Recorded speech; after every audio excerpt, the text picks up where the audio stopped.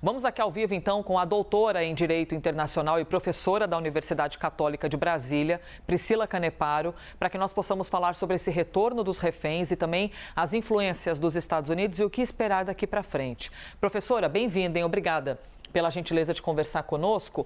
Primeiro, o mundo já vê o drama de haver reféns. E aí agora o drama multiplicado pela dor dessas famílias que não estão recebendo essas pessoas vivas, estão recebendo os corpos dessas famílias, dessas pessoas, para que minimamente possam se despedir. O que significa este momento nessa história do conflito no Oriente Médio, professora? Bem-vinda. Obrigada, bom dia, Elisa, bom dia aos demais assinantes. A gente precisa entender que, nesse momento, a gente está em uma entrega de reféns, de fato, na primeira fase do acordo de cessar-fogo, existem ainda mais duas fases a serem negociadas. Se isso vai dar consequências, por assim dizer, nessa finalização dessa etapa desse conflito, a gente não sabe ao certo ainda, mas é importantíssimo destacar que previamente Israel já sabia, quando negociou essa primeira fase desse cessar-fogo, que existiam sim vítimas fatais dentre, efetivamente, esses sequestrados. Só que o Hamas não tinha liberado os nomes, não sabia quem era efetivamente e nem qual foi a relação, efetivamente, que se deu à morte dessas pessoas. O que o Hamas divulgou nessa semana, justamente, foi o nome dessas pessoas, que a gente viu que é uma família, e, principalmente, não se checou ainda a informação, não se sabe se é verídica ou não, que o Hamas falou que não foi ele próprio quem veio a matar essas pessoas, mas foram os ataques israelenses em território palestino que, por consequência, levaram à fatalidade dessa família. Mas o que a gente tem que entender é que, ainda que os corpos tenham sido entregues, ainda que nós não tenhamos essas pessoas, esses reféns, infelizmente com vida, a parte do acordo foi cumprida. Até porque eu acho importantíssimo destacar que a pessoa ter o direito à última memória, a pessoa ter o direito a um funeral digno, é um direito humano também. Então, a gente não pode pensar, simplesmente por essas pessoas terem falecido, não existe um cumprimento de acordo. Existe sim. Por mais trágico que possa parecer esse contexto, infelizmente, a gente está frente a pessoas que perderam a vida frente a esse conflito, seja por intermédio do Hamas ou o Hamas alegando que foi um ataque de Israel, mas ainda assim a gente tem o cumprimento desse acordo. Então, por consequência, a gente está observando que, pelo menos essa primeira fase, para além da retórica feita por tanto Hamas e Israel, que ambos estão descumprindo parcela desse cessar-fogo, a gente está observando que ele tem sido, sim, executado, inclusive com a entrega desses corpos para Israel. Esses dias conversando com a gente, enquanto jornalista, a gente precisa ouvir sempre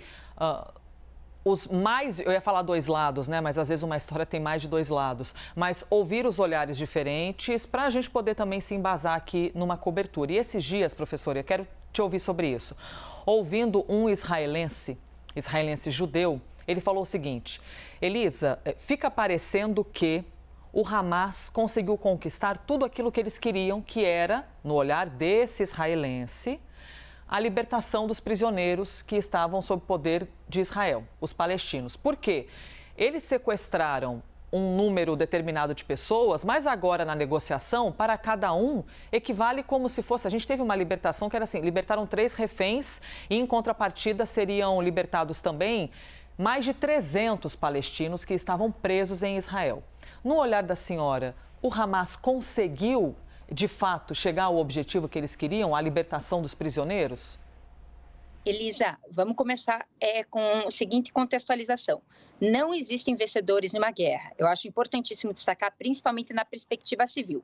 Na perspectiva política, na perspectiva militar, a gente pode ter até uma certa emergência, uma certa vitória, mas na perspectiva civil não existem vencedores. Até a gente fala, quem está em um fronte poderia muito bem estar do outro, porque não existe, por assim dizer, uma perspectiva de prevalência de direitos humanos, uma perspectiva de dignidade da vida, efetivamente. E aí a gente precisa ir um pouco mais a fundo. Qual que é o grande objetivo do Hamas? O grande objetivo do Hamas não é essa libertação desses prisioneiros que se encontram em Israel. O grande objetivo do Hamas, um objetivo totalmente ilícito, é, de fato, tal como a gente tem a questão do Hezbollah, é a destruição do Estado de Israel. Isso é importantíssimo. Mas existe um interesse também político mais legítimo do Hamas, que é também da autoridade palestina, que é quem controla a Cisjordânia, que é justamente o reconhecimento do Estado palestino. Esse é o grande intuito, esse é o grande objetivo do Hamas. Obviamente, ele vai negociar a partir de uma premissa de libertação dos presos que se encontram em território israelense, mas não é esse o objetivo do Hamas. Isso é consequência para ter uma moeda de troca também com Israel. E eu acho importante destacar aqui que, frente a esses prisioneiros, diferentemente do que nós possamos imaginar, não são apenas terroristas, não são apenas pessoas criminosas, mas existem mulheres que não participaram de nenhum ato criminoso, existem muitas crianças que simplesmente sofreram com uma prisão administrativa em Israel, que não foi lhe dada também a ampla defesa contraditório. A gente não está igualando justamente o que o Hamas fez em relação ao que Israel vem, de fato, desenrolando em relação à falta do devido processo legal em relação a esses prisioneiros. Mas, diferentemente do que a gente possa imaginar, não necessariamente vai ter a libertação de bandidos, de pessoas criminosas por esse cessar-fogo em que Israel concordou nessa libertação dessas pessoas. Até porque a gente precisa imaginar que, se de fato fosse um terrorista que atentou contra o Estado israelense ou contra os israelenses, Israel não negociaria, Israel não libertaria de fato esse prisioneiro. Então a gente precisa tomar um pouco de cautela. Qual o objetivo central do Hamas e principalmente quem está sendo libertado por Israel? Perfeito. Professora, que coisa boa poder ouvi-la para que nós possamos compreender todo esse cenário e ter esse olhar crítico da coisa, né? Que uma guerra dos dois lados sofrem as pessoas, principalmente aquelas que não estão sentadas na cadeira do poder tomando essas decisões, que elas não têm nada a ver com isso e muitas vezes morrem, enterram os filhos, as mães, muito triste. Professora, muito obrigada, hein? Priscila Caneparo. Obrigada. Bom dia, Elisa. Muito obrigada. Eu a chamo de professora, né, pelo carinho, pelo ofício, mas é também doutora nesses assuntos relacionados às questões internacionais.